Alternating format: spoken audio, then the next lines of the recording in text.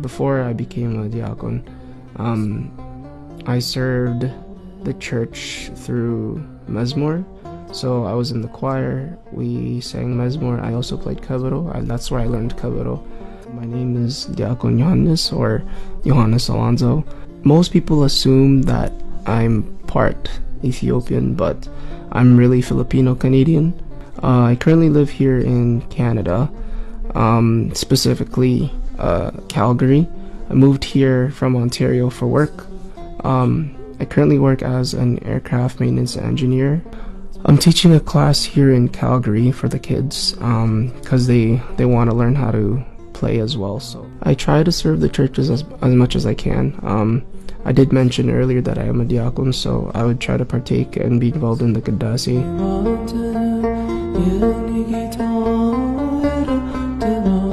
When it comes to my Amaringa, it was hard to learn. Like, just the accent came naturally, but reading was a bit of a challenge. Understanding is still a challenge today, but after learning the Fidel, it was a lot easier for me to learn mezmor and stuff. For me now, reading and writing is easy, but the only thing I can't really do is understand. So that's why I usually have someone else translating. And back then when I was in the choir, our choir teacher, she would read it in Amaringa, the mezmor, but then she would translate it and tell us what it means, and that's how I learned some Amaringa words.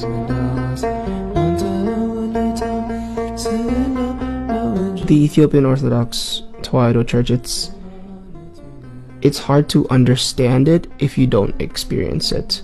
Coming from my perspective, from someone who is not Ethiopian but grew up into the church, you have to, give it some time, experience as much as you can, and understand the tradition, the culture, why we do things, why we celebrate things, why we honor saints, and there's so much that is involved in the Ethiopian Orthodox Tewahdo Church that people don't even think about. For me, I grew up in the church, so for me it's like going to church every week.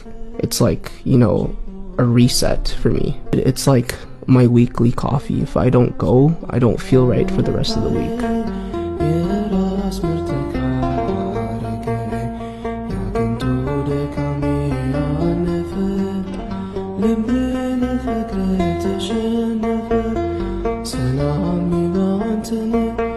He's very devout to our religion.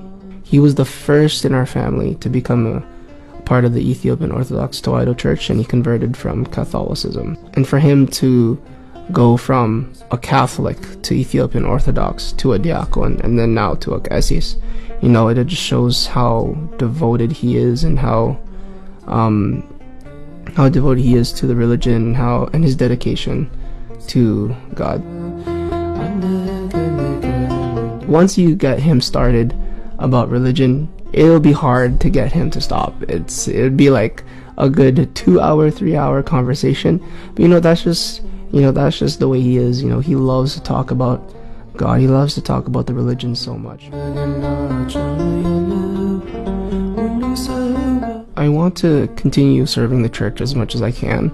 I'm sure God has a plan for me, for how far he wants to take me, but maybe he wants me to become a kahin, or maybe he wants me to become a monk. Who knows, really. I didn't plan to become a diakon, but it just happened. So I do trust in his plan and what he has in store for me in the future.